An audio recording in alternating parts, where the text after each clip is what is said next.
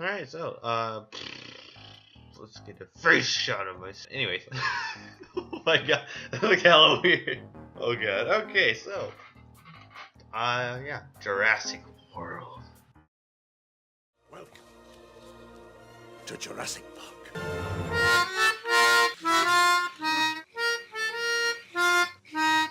I'm gonna get in the water for this just to make it a little bit easier. The Cambrian period was a period when many invertebrates lived and trilobites were the most common organism. The atmosphere was warm and the sea levels were rising. All forms of life lived in the water, and most fossils found from this time period are shells from the soft-bodied animals that lived in the shells or the whole animal itself. And here are an example of the invertebrates. Invertebrates also meant that they didn't have a backbone or any bones at all. And so an example of that would be the jellyfish, because this is obviously a jellyfish. Because I am 100% sure with my PhD that Alex wrote me in the morning. I mean, what? Yep, these are definitely jellyfish. 100% sure. 100%. Yeah, they obviously had mouths that big. Oh, I just realized I'm recording with my hand the whole time. The Ordovician period contained aquatic arthropods, and some came to live on land. There were high levels of volcanic activity, and there were high sea levels. Ordovician soils suggest that atmospheric levels of carbon dioxide during the time period were 14 to 16 times higher than today. Shmuel. Shmuel. Oh no, Gordon's back! Oh no! No! Oh god, help me! The Silurian period was a similar time to the Ordovician period in that plants started to form on land from aquatic ancestors. Many animals then that began to live on land were aquatic animals with a backbone, and they had sucker-like mouths. Yeah, we will abuse It's it. not brutality, don't worry about it.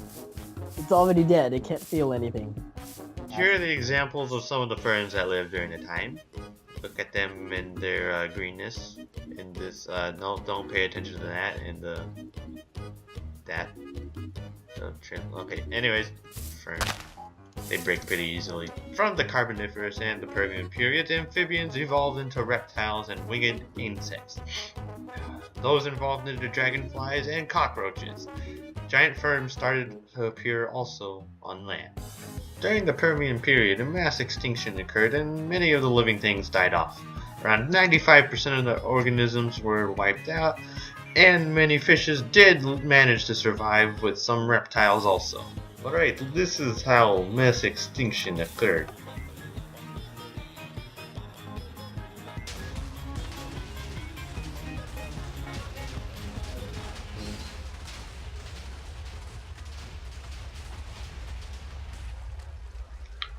Little bit underdone.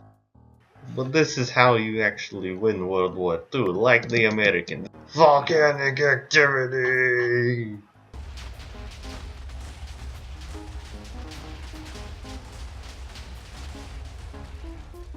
In the Triassic period, reptiles thrived. The first dinosaur was the Coelophysis, which was small and able to run fast on its hind legs. Also, other organisms appeared. They were small mammals that appeared around the size of mice. Summers were extremely hot and winters were cold too. Here are some of the examples of what lived during the Triassic period. Here we have this orange lapras looking thing. Alex, what is its name? Plesiosaur. Aw, yeah. Anyways, this is a pterodactyl, obviously. I mean, has wings. Right, Alex? Oh, there.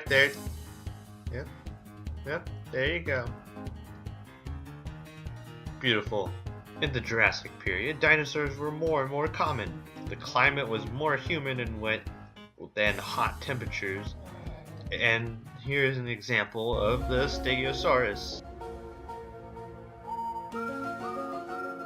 Many of the dinosaurs that lived during this time were all herbivores, but some of them were also carnivores too. As you can see here, they were fighting, yes, asserting dominance in the natural world for supporting the theory of evolution. Yes, thank you. Yeah, survival of the fittest. In the Cretaceous period, most of the commonly known dinosaurs appeared. The Tyrannosaurus rex and the Triceratops with the Ankylosaurus. The plants were closely related to the black pepper plant, as you can see here. Towards the end of this era, another mass extinction occurred and all the dinosaurs were wiped out. Similar to the Jurassic period, the Cretaceous period was also hot and humid in the atmosphere. Other things that lived in the Tertiary period were marine animals that evolved into dolphins and whales. Some other organisms that lived during the Tertiary periods are the common ancestors of our modern day cattle and sheep. Here's some visual representations of what our modern day cattle look like. During the Tertiary period, the climate was similar to the Cretaceous period, but a little bit more on the cooler side since the mass extinction had occurred. Finally, in the Quaternary period, mammoths were becoming more common due to the Ice Age, and many mammals were beginning to evolve into much larger forms. Many large and thick glaciers formed, and Homo sapiens appeared at the end of the Ice Age about 200,000 years from today in Africa. Here's an example of the modern day Homo sapien. Yeah. 10 interesting facts. The word dinosaur comes from the Greek language and means terrible lizard. The word was coined by English paleontologist Richard Owen in 1842 and was meant to refer to dinosaurs' impressive size rather than their scary appearance.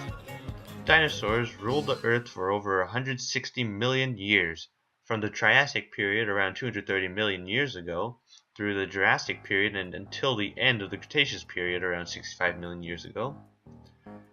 The time period from 250 million years ago until 65 million years ago is also known as the Mesozoic era. It is often referred to as the Age of Dinosaurs because most dinosaurs developed and became extinct during this time. It is believed that dinosaurs lived on Earth until 65 million years ago when a mass extinction occurred. Scientists believe that the event leading to the extinction may have been a massive asteroid impact or huge volcanic activity. Events such as these could have blocked out sunlight and significantly changed the Earth's ecology. The first dinosaur to be formally named was the Megalosaurus back in 1824. A person who studies dinosaurs is also known as a paleontologist. Rather than being carnivores or meat eaters, the largest dinosaurs such as the Brachiosaurus and the Apatosaurus were actually herbivores or plant eaters.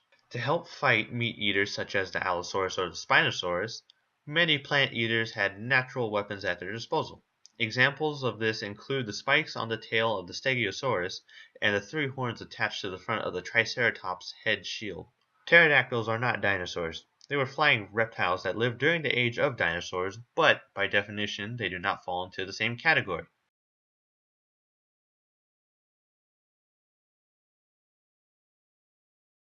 Bye, have a beautiful time.